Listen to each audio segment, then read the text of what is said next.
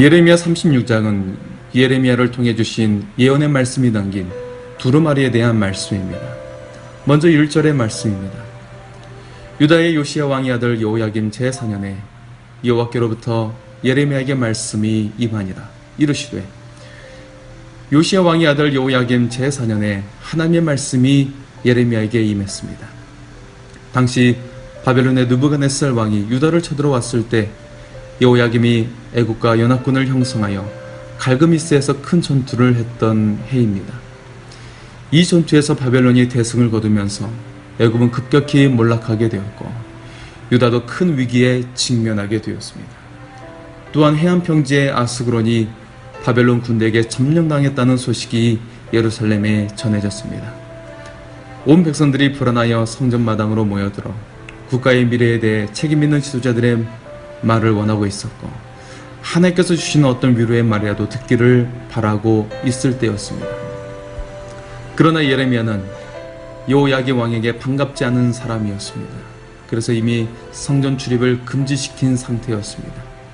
그때 하나님의 말씀이 예레미야에게 임했기 때문에 그의 믿을만한 동역자 바룩에게 이 위기의 상황에서 회개의 외침을 말로써 불러주었고 바룩은 그것을 두루마리에 받아 적었던 것입니다. 바룩은 예레미야의 서기요 대필자로서 20년 동안 함께 일을 한 사람입니다. 그는 예레미야가 부르는 대로 두루마리에 기록을 한 후에 성전에 가서 백성들에게 낭독을 했습니다. 유다의 멸망이 임박함에도 불구하고 왜 하나님께서는 굳이 마지막 멸망과 심판을 다시 말씀하시는 이유가 무엇입니까? 그 이유는 3절에 나와 있습니다. 유다 가문이 내가 그들에게 내리려 한 모든 재난을 듣고 각기 악한 길에서 돌이키리니 그리하면 내가 그 악과 죄를 용서하리라 하시니라. 하나님은 끝까지 최후의 순간까지도 회개하고 돌아오기를 원하십니다. 그래서 기회를 한 번 더 베푸시는 분임을 알 수 있습니다. 우리를 끝까지 기다리시는 하나님의 마음을 깨달을 수 있기를 원합니다. 주님 앞에 나아갈 때 이미 늦었다고 생각하는 것은 잘못된 생각입니다. 하나님은 언제라도 끝까지 돌아오기를 기다리고 계십니다.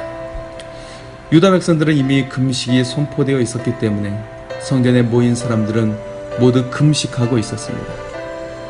바룩이 낭독한 것을 들은 사반의 손자 미가야가 그 내용을 왕궁에 있는 서기관과 고관들에게 전해주었습니다.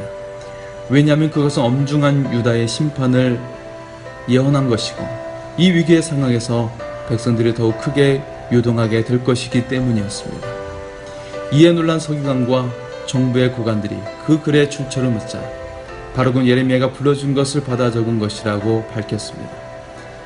그들은 바룩이 읽은 내용이 여호야김 왕을 노하게 만들 것을 알고 예레미야와 바룩으로 하여금 빨리 숨어 위험을 피하라고 말해줍니다.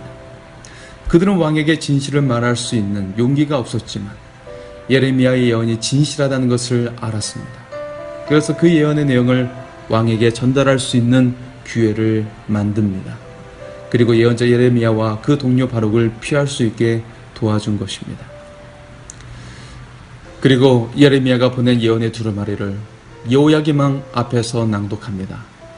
마음이 강팍한 왕 여호야김은 두루마리를 읽을 때마다 칼로 잘라내어 화로에 태웠습니다. 신하들이 말렸지만 왕은 듣지 않았습니다. 오히려 바룩과 선지자 예레미야를 잡아오라고 지시합니다. 24절의 말씀입니다. 왕과 그의 신하들이 그 모든 말을 듣고도 두려워하거나 자기들의 옷을 찢지 아니하였고 엘라단과 들라야와 그마랴가 왕께 두루마리를 불사르지 말도록 아뢰어도 왕이 듣지 아니하였으며 마지막 기회를 하나님께서 주셨는데도 여호야김은 하나님의 말씀에 귀를 기울이지 않았습니다. 더구나 말씀이 담긴 두루마리를 불에 태워버리는 불순한 일을 서슴지 않았습니다. 결국 여호야김은 바벨론의 왕 느부갓네살에게 멸망당하고 3년간 느부갓네살의 종이 됩니다. 그리고 다시 반역을 일으키다가 포로로 잡혀 죽게 됩니다.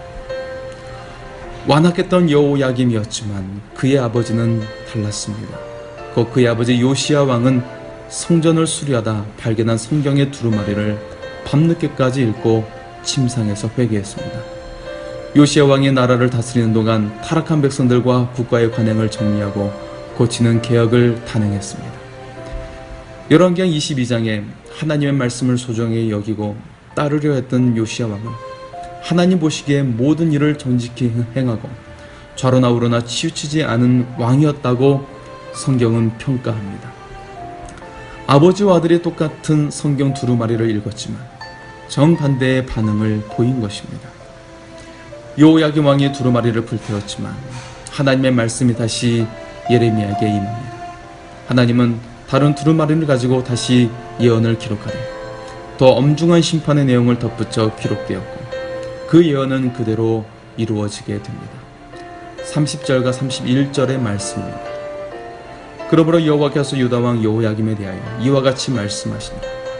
그에게 다윗의 왕위에 앉을 자가 없게 될 것이요 그의 시체는 버림을 당하여 낮에는 더위 밤에는 추위를 당하리라. 또 내가 그와 그의 자손과 신하들을 그들의 죄악으로 말미암아 벌할 것이라. 내가 일찍이 그들과 예루살렘 주민과 유다 사람에게 그 모든 재난을 내리라 선포하였으나 그들이 듣지 아니하였느니라. 인간이 모든 권력과 강박한 마음으로 말씀의 두루마리를 태워 없앤다 할지라도 하나님의 말씀이 사라지는 것은 아닙니다.